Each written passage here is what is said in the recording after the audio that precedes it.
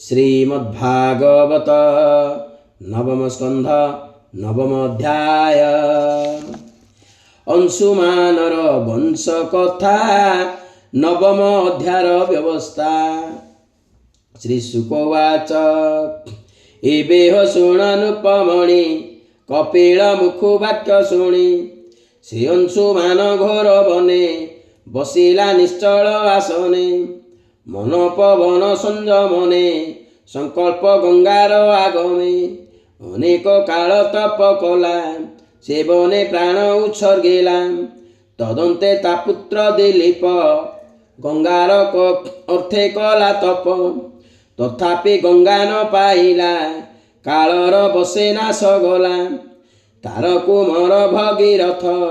गंगा गमे तपचित से तप कला घोर बने बसिला निश्चल आसने ताहार तप बल भावी संतोषे मिलिले जाह्नवी बोलंती प्रसन्न बदने बर तु माग तो समने तक्षणे शिरे देई कर बोले मो पितृको उधर कपिल तेजे दग्ध होए तो बिनु तांक गति नाही शुणी बोलंती भगवती के सही पारे मोर गति गगनु भूमि रे पड़ते भूमि न शिव मोर घाते पाताले पड़िबी जे मुहि मोते धारण केही नाही किय बा भूमि की मु गले मनुष्य मोर तो ही भले धोइबे पाप ताहा मुहि धोइबी काहि चिंत तुहि विष्णुर आज्ञार प्रमाण न गले नाही परित्राण। भगीरथ वाच साधु सन्यासी शांत दांत ब्रह्मिष्ठ शुचि दयावंत एहांक अंग संग फले पाप हरई भूमि तले तुम्भर पाप विनाशने क्षम कि नहिबे से माने तो बेगहर अबास है जेहर विश्व आत्मा बहे रुद्रर देहे ए जगत बसन प्राय ओतस्रोत रुद्रर देहे ए जगत बसन प्राय ओतप्रोत तोहर बेग सहिबारे ता बिना अछि के अपरे गंगा बोइले एटी सत्यम बेगे तु सेव विश्वनाथ हेमंत गंगा बाणी शुणी आनंदे गला नुपमणि सेविला रुद्रर चरणे पितृंक उद्धार कारणे से भागे रथ तप बळे शिव संतोष अल्प काले बोलंते धरि विमुषिरे जटा कलाप आभ्यंतरे जाह्नवी ईश्वर वचने तक्षणे श्रविला गगने स्वभावे विष्णुपाद जलम सुपुण्य शुचि निशु निर्मलम जले पूरिला जटाभार धाराए चिंतिला शरीरम रुद्र शरीरु जल राशि बहिला भूमि तले आसे जे गंगा भुवन पाविनी ताहाको भगीरथ घेनी बसिला वायु बेग रथे गंगा ताहार अनुपथे पवित्र करे बेनी पासे लागिला जेते जेते देशे धरणी बक्षरे पड़िला कपिल आश्रमे मिलिला सगर सुते जही मिली अनले जाइथिले जळी जल पशिला तांक मदे तक्षणे परम आनंदे ज्योति स्वरूपे स्वर्गे गले शून्य देखंती दिग पाळे कपिल मुनि कोपानल दह ए भुवन मंडल से जल स्वर सन मात्रे दूरित न रहिला गात्रे अनंत चरण स्वर से गंगा स्वर से पाप नासे से गंगा जले देई मन भभूतरिले मुनि जन एबे हो शुण परीक्षित सगर वंशानुचरित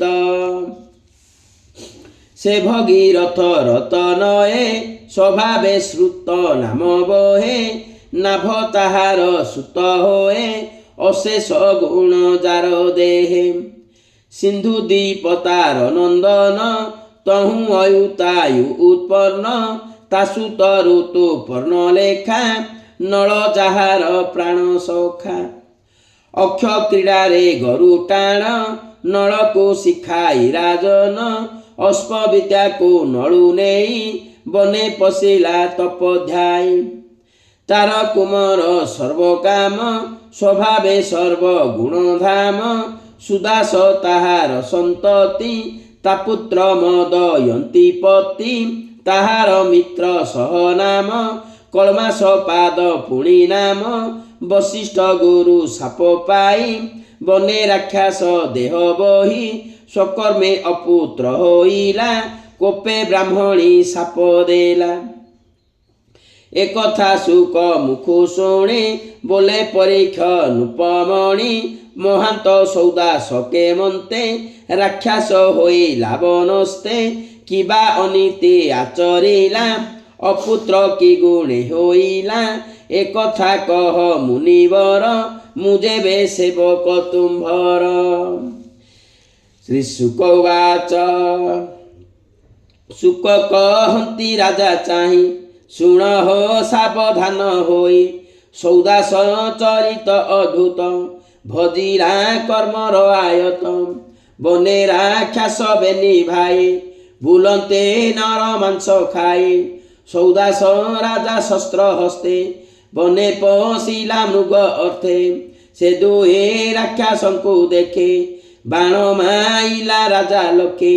बाणे राक्षस मरे एक तार भाईर कर्म देख राक्षस भातृबध देखे अत्यंत होइला क दुखे मनरे विचार करे ए जे माइला मोर भाई एबे ए निज पुरे गला करिबी प्रतिफल हेला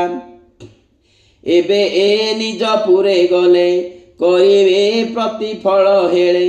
तदन्ते राजा गृहे गला शुण हो अभिमनु बला राक्षस सुपकार बेसे कपटे रहे राजा पासे हेमंते गला दिना केते वशिष्ठ नृपति व्रते बोइले क्षुधार आतुरे राजन भक्ष दिय मोरे हेमंत कही मुनि गले संध्यार अर्थे गंगा जले वशिष्ठ आगमन चाहि सुपकारंकु से अणाई बोलई बेगे पाक कर भुंजीबे ब्रह्मार कुमर शुणी सुपकार समस्ते हर से रांधिले त्वरिते ताहांक मध्य विप्र रूपे राक्षस भाई थिला गोपे से नर मांस पाक करे सुवर्ण पात्रे ताहा भरी तक्षणे अंतर्धाने गला हेमंते वशिष्ठ मिलिला भोजने बसिले आसने राजा समीपे विधि माने हेमंते सुपकार नेले सुवर्ण पात्रे भक्ष देले तक्षणे मनुष्यर मांस करे से घेनी एक ग्रास आघ्राण नासा रंध्रे कले तक्षणे तले पकाइले राजार बदन को चाही बोलती कोप भर होई मते जे देलु नर मांस ए पापे हुआ तु राक्षस अरण्ये द्वादश बरस भक्षण कर नर मांस हेमंत मुनि वाक्य शुणी कोपे कंपिला नृपमणि बोले मु नोहे ज्ञान भ्रंश केमंते देली नर मांस न जानी साप देल गुरु के ब्रह्म साप आन करू मुएबे प्रति साप देबे हेमंत बुद्धि चित्ते भावे जल अंजलि करे गला जल अंजलि करे कला वशिष्ठ अग्रते मिलिला राजार कोप देखी मने पत्नी मिलिला सन्निधाने ତାହାର ମଦୟନ୍ତୀ ନାମ ରୂପେ କମଳା ଗୁଣ ଧାମ ବୋଲଇ ସ୍ୱାମୀ ମୁଖ ଚାହିଁ ଏକଥା ତୋତେ ନ ଘଟଏ ଗୁରୁଙ୍କୁ ଶିଷ୍ୟ ସାପ ଦେଲେ ଅଧର୍ମ ହୋଇ ବଟି ଭଲେ ଏକଥା କେବେ ହେନ କର ତାର ବଚନେ ନୃପବର ମନ୍ତ୍ରିତ ଜଳ କୋପ ଭରେ ସିଞ୍ଚିଲା ଆପଣା ପୟରେ ତକ୍ଷଣେ ଅଜ୍ଞାନ ହୋଇଲା କଳମାସ ପାଦ ବୁଲାଇଲା କୋପେ ଚାହିଁଲା ଦଶ ଦିଶେ ସକଳ ମାଂସ ପ୍ରାୟ ଦିଶେ ତକ୍ଷଣେ ରାକ୍ଷସ ଶରୀରେ ରାଜା ପଶିଲା ବନ ଘୋରେ ବନେ ରାକ୍ଷସ ଦେହ ବହି ଭ୍ରମହୀନର ମାଂସ ଖାଇ ହେମନ୍ତେ ଗଲା କେତେ ଦିନ ଶୁଣ ହେ ପରୀକ୍ଷ ରାଜନ ବିପ୍ର ଦମ୍ପତି ଏକ ଦିନେ ଆସନ୍ତି ଗହନ ବିପିନେ ପତ୍ନୀ ଯେ ପିତା ଗୃହେ ଥିଲା ହେମନ୍ତେ ଋତୁ ପୂଜିଲା ସେ ବିପ୍ର ପୁଷ୍ପୋତ୍ସବ ଆସେ ପତ୍ନୀ ଆଣନ୍ତେ ଗୃହବାସେ ସେବନେ ବିଧାତାର ବଳେ ରାକ୍ଷସ ନିକଟେ ମିଳିଲେ ସ୍ୱଭାବେ ନିର୍ଜନ ବନସ୍ଥ ତାହାଙ୍କୁ କେହୈବ ନାଥ ସେ ରାଜା ଭୟଙ୍କର ରୂପେ ମିଳିଲା ତାହାଙ୍କ ସମୀପେ ଗର୍ଜନ କରି ଭୟଙ୍କରେ ବିପ୍ରକୁ ଧରିବେନି କରେ ଭକ୍ଷଣେ ତୁଣ୍ଡ ବିସ୍ତାରଏ ବ୍ରାହ୍ମଣୀ ବୋଲେ ତାକୁ ଚାହେଁ ଭନୁପ ଧର୍ମ ନ କର ଇକ୍ଷ୍ୱାକୁ ବଂଶେ ଯଶସ୍କର ତୁ ନହୁ ରାକ୍ଷସ ଶରୀର ପ୍ରତ୍ୟକ୍ଷେ ବଦୟନ୍ତୀ ବର ମୋର ସ୍ୱାମୀ କି ଛାଡ଼ ତୁ ହି ପୁଷ୍ପ ଉତ୍ସବ ମୋର ହୋଇ ସ୍ୱାମୀର ସଙ୍ଗେ ସଙ୍ଗ କରି ପୁତ୍ର ସନ୍ତତି ଗର୍ଭେ ଧରି ସଂସାର ହୋଇବ ମୋହର ଦୁର୍ଲଭ ନର କଳେବର ଦେବେ ବାଞ୍ଛନ୍ତି ଯାହା ଚିତେ ଏ କର୍ମ କରିବୁ କେମନ୍ତେ ଦେଖ ପଣ୍ଡିତ ମୋର ସ୍ୱାମୀ ତପ ସାଧନେ ପଥଶ୍ରମେ ଏ ସର୍ବଭୂତେ ଦୟା ବହେ ଦେବେ ବସନ୍ତି ଏହା ଦେହେ ଏହାର ବୋଧେ ସୃଷ୍ଟିବୋଧ ହିମଲେ ଲଭିବୁ ପ୍ରମାଦ ଏକଥା ଦେବେ ମଣୁ ମିଛ ତୁ ମୋତେ ଆଗ କର ଭକ୍ଷ ମୋହର ଆଗେ ସ୍ୱାମୀ ମଲେ ଜୀବନ ନ ଧରିବି ଭଲେ ହେମନ୍ତେ ଅନେକ କହିଲା ତାହାର ଚରଣେ ପଡ଼ିଲା କାନ୍ଦଇ ତାର ମୁଖ ଚାହିଁ ତକ୍ଷଣେ ବ୍ୟାଘ୍ର ପ୍ରାୟ ହୋଇ ବଶିଷ୍ଠ ସାପେ ଜ୍ଞାନ ଗଲା ତଥାପି ବିପ୍ରକୁ ଭକ୍ଷିଲା ସ୍ୱାମୀ ମରଣ ଦେଖି କୋପେ ରାକ୍ଷସେ ଚାହିଁ ମନସ୍ତାପେ ବୋଲଇ ଶୁଣରେ ପାମର ସମ୍ପଦ ନାସିଲୁ ମୋହର ତୋହର ପତ୍ନୀ ସଙ୍ଗ କାଳେ ପ୍ରାଣ ତୁ ଛାଡ଼ ଅନ୍ତରାଳେ ହେମନ୍ତ ସାପ ତାକୁ ଦେଇ ପଶିଲା ଅଗ୍ନିକୁଣ୍ଡେ ଯାଇ ତକ୍ଷଣେ ଜୀବନ ଛାଡ଼ିଲା ସ୍ୱଧର୍ମେ ଭର୍ତ୍ତା ଲୋକେ ଗଲା ହେମନ୍ତ ମୁନି ସାପ ଦୋଷ ପୁରିଲା 12 ବରଷ ସାପୁ ମୁକତ ରାଜା ହୋଇ ମିଳିଲା ଅନ୍ତପୁରେ ଯାଇ ପତ୍ନୀ ସଙ୍ଗମ ଚିତେ ଚିତେ ତା ଦେଖି ବୋଲେ ମଦୟନ୍ତେ ବ୍ରାହ୍ମଣୀ ସାପ ଦେଲା ତୋତେ ମୋ ଅଙ୍ଗ ଛୁଇଁ ବୁକେ ମତେ ସ୍ତ୍ରୀ ମୈଥୁନ ଆଶା ତେଜ ଜୀବନେ ଯେବେ ଅଛି କାଜ ଏମନ୍ତେ ତାହାର ବଚନେ ରାଜା ବିଚାରେ ଦୁଃଖ ମନେ କେମନ୍ତେ ହୋଇ ବସନ୍ତତେ ନାନା ଉପାୟ ମନେ ଚିନ୍ତେ ବଶିଷ୍ଠ ସମୀପେ ମିଳିଲା ମୋ ବଂଶ ରଖ ତୁ ବୋଇଲା ଏମନ୍ତେ ରାଜାର ବଚନେ ତାର କାମିନୀ ଗର୍ଭଧାନେ ବଶିଷ୍ଠ ସଙ୍ଗେ ସଙ୍ଗ କରି ଗର୍ଭ ହୋଇଲା ତାର ନାରୀ ସେ ଗର୍ଭ ଶପଥ ବରସେ ଜନ୍ମ ନୋହିଲା ବୋଲି ରୋଷେ ଶିଳା ପ୍ରହାର ଗର୍ଭେ କଲା ତକ୍ଷଣେ ପୁତ୍ର ଉପୁଜିଲା ନାମ ତା ଅଶ୍ମକ ହୋଇଲା ଯେଣୁ ଅଶ୍ମ ଘାତ ବାଜିଲା ମୂଳକ ଅଶ୍ମକ ନନ୍ଦନ ନାରୀ କବଚ ତାର ନାମ ପରଶୁରାମ କ୍ଷୟ ବଳେ ସୁଖେ ରଖିଲା କ୍ଷତ୍ରୀ କୂଳେ ତାହାର ପୁତ୍ର ଦଶରଥ ଐଡ଼ ବିଡ଼ ଯେ ତାର ସୁତ ତାଠାରୁ ହେଲା ଉତପତି ଯେ ବିଶ୍ୱ ସହ ନରପତି ଖଟ୍ପାଙ୍ଗ ତାହାର କୁମର ଯୁଦ୍ଧେ ରଖିଲା ପୁରନ୍ଦର ସେ ମହି ତଳେ ଚକ୍ରବର୍ତ୍ତୀ ଶୁଣ ରାଜନ ତାର ଗତି ଅସୁର ଯୁଦ୍ଧେ ଦେବଗଣେ ତାଙ୍କୁ ବନିଲେ ଯୁଦ୍ଧାପଣେ ସେ ପୁଣି ରିପୁ ଜାଣି ଯୁଦ୍ଧେ ସେ ପୁଣି ରିପୁ ଜିଣି ଯୁଦ୍ଧେ